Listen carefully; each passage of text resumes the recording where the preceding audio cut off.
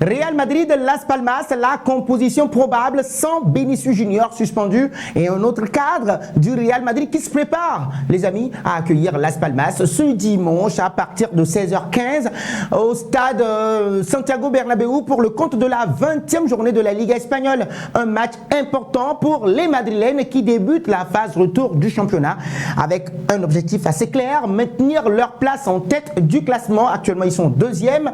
Carlo Ancelotti doit jongler maintenant avec plusieurs absences notables, oui, ce qui impactera forcément la composition de l'équipe que vous allez découvrir et nous dire si vous êtes d'accord avec ça. L'entraîneur italien devra faire sans deux joueurs clés, Vinicius Junior et puis Luka Modric, les amis, tous deux suspendus après avoir accumulé des cartons jaunes lors des dernières rencontres de la Casablanca. En plus de ces suspensions, le Real Madrid de Don Carlo Ancelotti doit également se passer des services d'un certain Eduardo Camavinga, toujours en convalescence, lui qui a été blessé après une blessure justement au genou, dira-t-on finalement. Carlo Ancelotti le sait tous, il doit revoir son plan de jeu, mais l'équipe peut compter justement sur le retour d'un certain David Alaba, les amis. L'Autrichien absent depuis plusieurs semaines déjà en raison d'une blessure musculaire, on va dire plusieurs mois, est désormais apte à jouer, bien que son temps de jeu soit probablement limité pour ce match contre la formation de Las Palmas.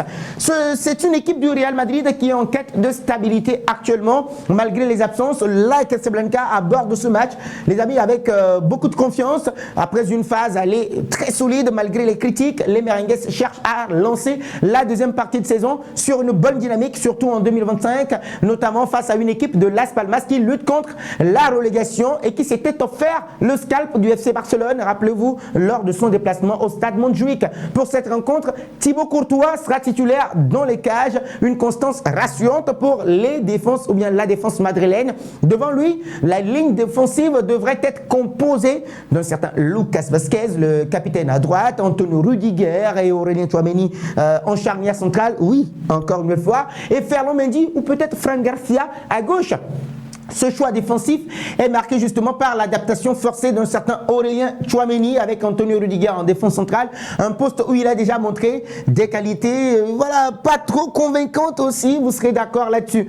Au milieu de terrain, nous devrions normalement avoir, Carlo Ancelotti devrait composer ou bien compter sur Federico Valverde, Dani Ceballos ou un certain Jude Bellingham pour accompagner ce trio équilibré. Valverde apportera son volume de jeu et son impact physique, tandis que Dani Ceballos devrait changer ou bien se charger de la construction et de la distribution du ballon. Jude Bellingham, quant à lui, véritable star du début de saison de la Casablanca, occupera un rôle beaucoup plus avancé, apportant sa créativité, son explosivité, sa capacité à marquer des buts cruciaux dans les moments très important. Un trident offensif était attendu devant, en l'absence de Vinicius Junior suspendu et d'Eduardo Camavinga blessé. Le secteur offensif sera légèrement remué. Rodrigo Goes, habitué à évoluer sur l'aile droite, devrait apporter sa stabilité pour compenser l'absence du Brésilien, de son compatriote. Brahim Diaz, qui a saisi plusieurs opportunités ces derniers mois, devrait aussi être titularisé sur le flanc droit. Enfin, Kylian Mbappé, arrivé l'été dernier, est déjà indispensable aussi pour cette équipe-là à l'attaque. En attaque, madrilène occupera la pointe de cette attaque-là. Donc ce trio offensif inédit offre une combinaison intéressante de vitesse à la fois, de technique et de puissance également. Et donc Rodrigo et Brahim Diaz apporteront leur dynamisme et leur capacité à percuter, et Kylian Mbappé va se charger de concrétiser les occasions devant les buts adverses. Donc Las Palmas, c'est un adversaire à ne pas sous-estimer. Bien que cette formation ne fasse pas partie des cadors de la Liga et qu'elle lutte justement contre la relégation. C'est une équipe qui a déjà prouvé qu'elle pouvait surprendre, notamment grâce à son organisation défensive assez solide.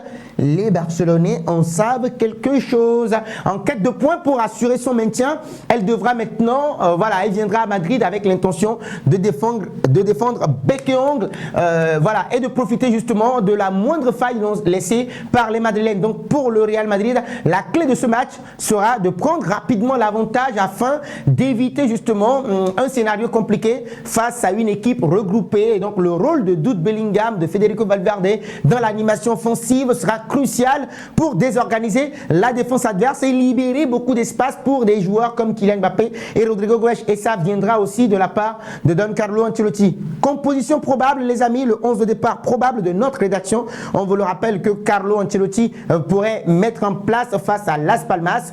Gardien de but, Thibaut Courtois, forcément. En défense, on aura Lucas Vazquez, Aurélien Tchouaméni, Antonio Rudiger en défense centrale, suivi de Ferland Mendy ou peut-être Fran Garcia. Au milieu de terrain, Federico Valverde, Dani Ceballos, Jude Bellingham pour ce trio offensif. En attaque, Rodrigo Goes, Kylian Mbappé, Brahim Diaz. Les autres comme Arda Güler, Hendrick pourront entrer après. Avec cet effectif remanié, mais toujours très percutant et performant, le Real Madrid de Don Carlo Ancelotti devra avoir les armes nécessaires pour l'emporter et entamer maintenant cette phase retour sur une note positive. Reste à voir si le trio offensif inédit saura trouver l'alchimie nécessaire pour faire vibrer le Bernabéu et offrir une prestation encore une fois digne des attentes des supporters. Les amis, vos pronostics, je vous lis dans les commentaires.